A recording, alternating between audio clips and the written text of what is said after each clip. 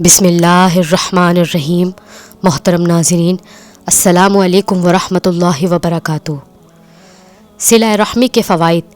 ہمارے آقا رسول اللہ صلی اللہ علیہ وسلم نے فرمایا، صلہ رحمی سے محبت بڑھتی ہے، مال بڑھتا ہے، عمر بڑھتی ہے، رزق میں کشادگی ہوتی ہے، آدمی بری موت نہیں مرتا، اس کی مصیبتیں اور آفتیں ٹلتی رہتی ہیں، ملک کی آبادی اور سرسبزی بڑھتی ہے، گناہ معاف کیے جاتے ہیں، نیکیاں قبول کی جاتی ہیں، جنت میں جانے کا استحقاق حاصل ہوتا ہے۔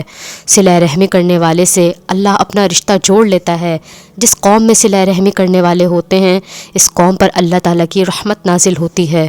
رسول اللہ صلی اللہ علیہ وسلم نے ارشاد فرمایا، تم اپنے نسبوں کو سیکھو تاکہ اپنے رشتہ داروں کو پہچان کر ان سے صلہ رحمی کر سکو۔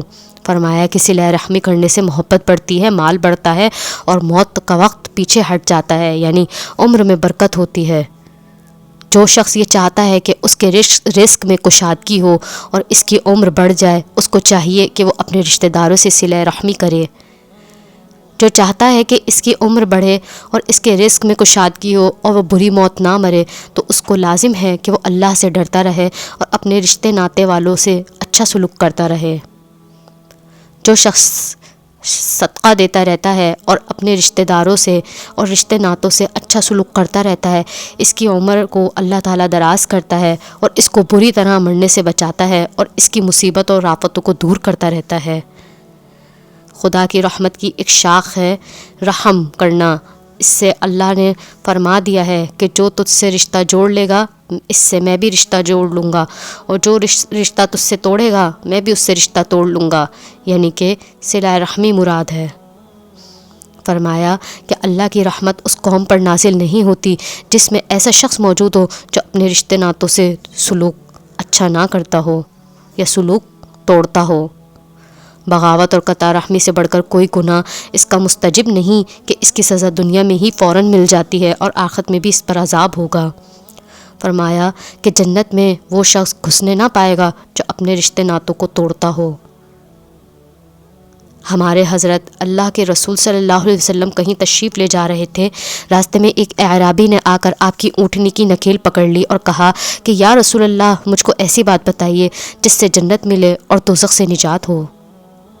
آپ صلی اللہ علیہ وسلم نے فرمایا، تو ایک اللہ کی عبادت کر اور اس کے ساتھ کسی کو شریک مت کر، نماز پڑھ، زکوٰۃ دے اور اپنے رشتے ناتے والوں سے اچھا سلوک کرتا رہے۔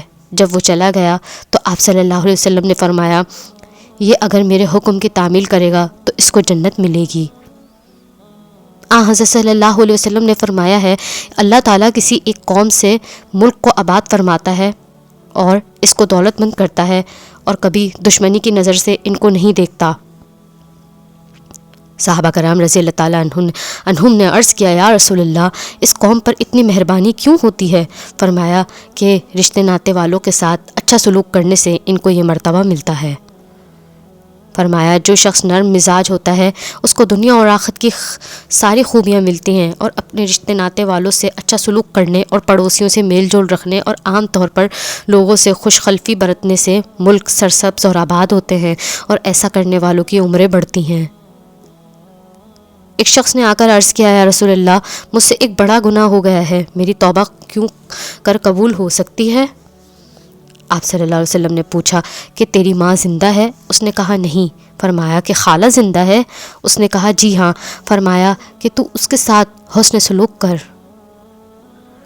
ایک بار سرکار دو عالم صلی اللہ علیہ وسلم نے مجمع میں یہ فرمایا کہ جو شخص رشتہ داری کا پاس اور لحاظ نہ کرتا ہو وہ ہمارے پاس نہ بیٹھے۔ یہ سن کر ایک شخص اس مجمع سے اٹھا اور اپنی خالہ کے گھر گیا جس سے کچھ بگاڑ تھا۔ وہاں جا کر اس نے اپنی خالہ سے معذرت کی اور قصور معاف کرایا، پھر آ کر دربار نبوت میں شریک ہو گیا۔